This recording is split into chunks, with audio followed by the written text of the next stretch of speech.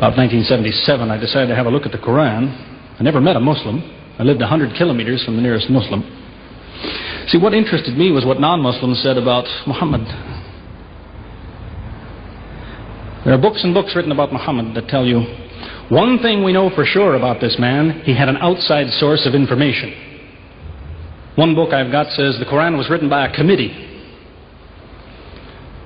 Because they've established so well that there's information in there that an Arabian shouldn't have known. He must have had someone from the outside bringing him this information. So they say, one thing we know for sure, he had an outside source of information. Now, he said this book was a revelation. So they say, you see, he was a liar. He got it from somewhere, he put it in a book, and he gave it to someone, telling him it was from God. He was a liar. Other people write books and books on the subject of Muhammad, and they say, one thing we know for sure, he thought he was a prophet. He was crazy. Because they look at his life very carefully, and they see episodes like, for example, when he hid in the cave with Abu Bakr.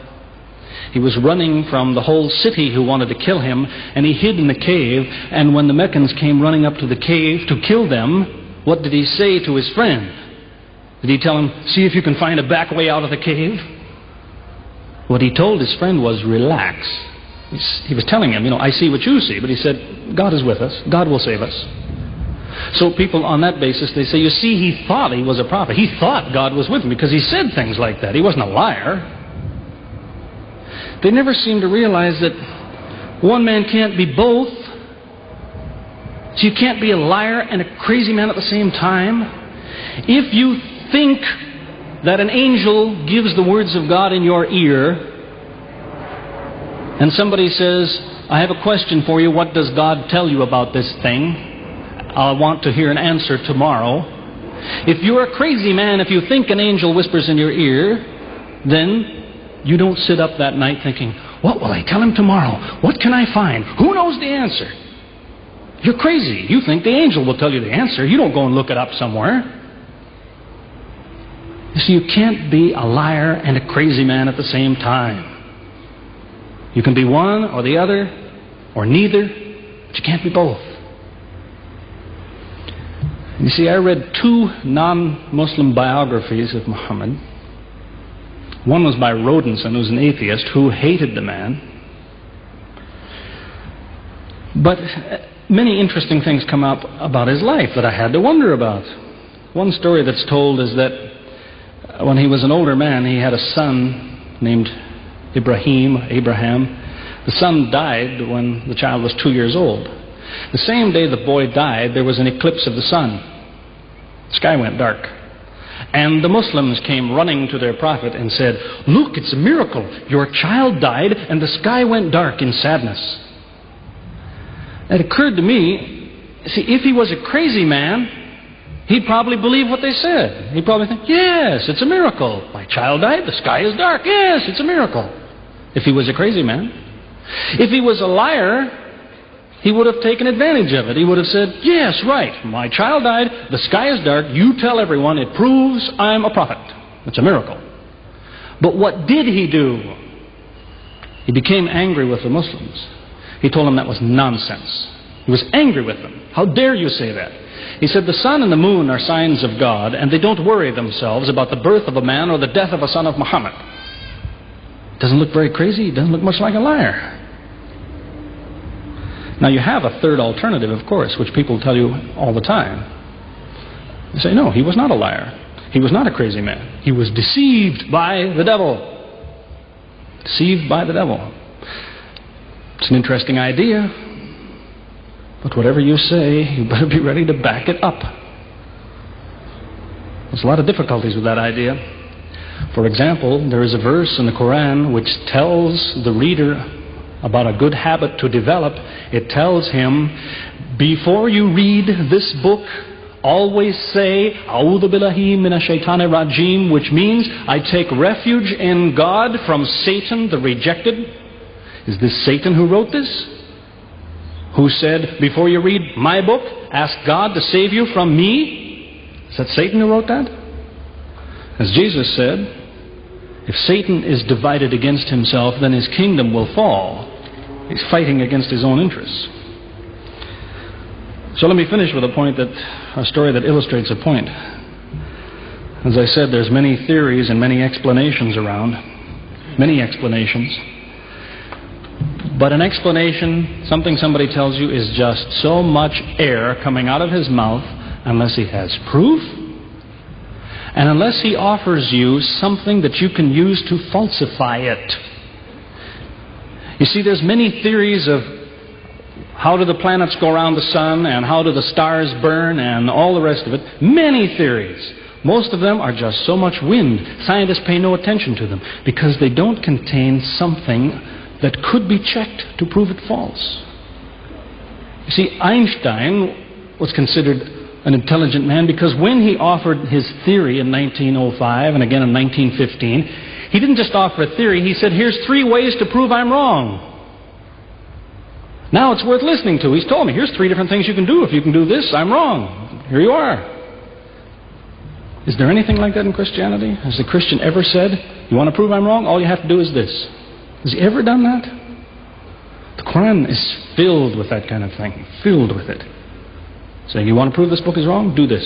Prove it. Go ahead. Do it. Filled with that kind of thing. There's an example of it that made a big impression in its day, during the lifetime, 14 centuries ago, of the Prophet of Islam. You see, he had an uncle named Abu Lahab. That was his nickname, Abu Lahab. This man hated Muhammad. He hated anything the man said. He used to watch him going through the city, and if he saw him talking to someone, he waited till they split up.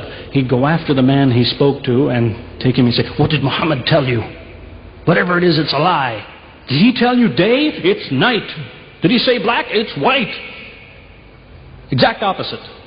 Whatever he heard the Muslims say, he said the opposite. That was the way his mind worked. There's a little chapter of the Quran called Lahab, and it says about this man that he'll never change.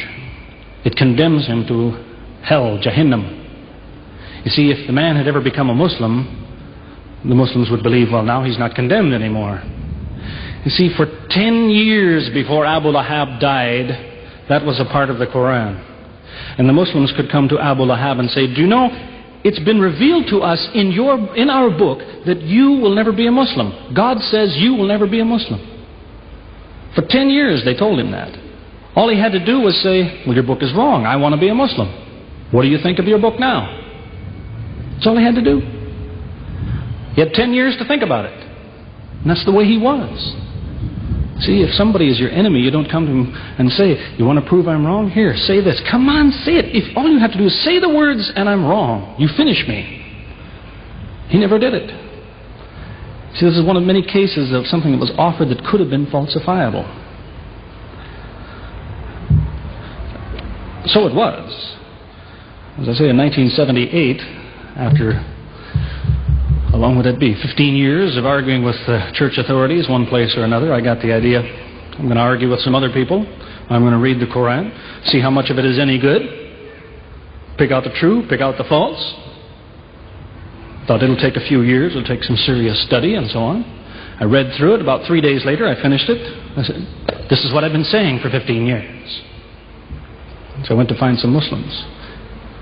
I don't want somebody to feel you've been tricked into something.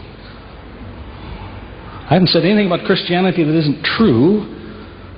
I haven't said anything about Islam that isn't true unless it was a slip of the tongue or something. I'm simply trying to remind an individual, don't close your mind before it's too late. Don't make up your mind before you have all the facts. Most people who used to be Christians and become Muslims will tell you, I am a better Christian than I used to be. Now I follow Christ. I didn't before.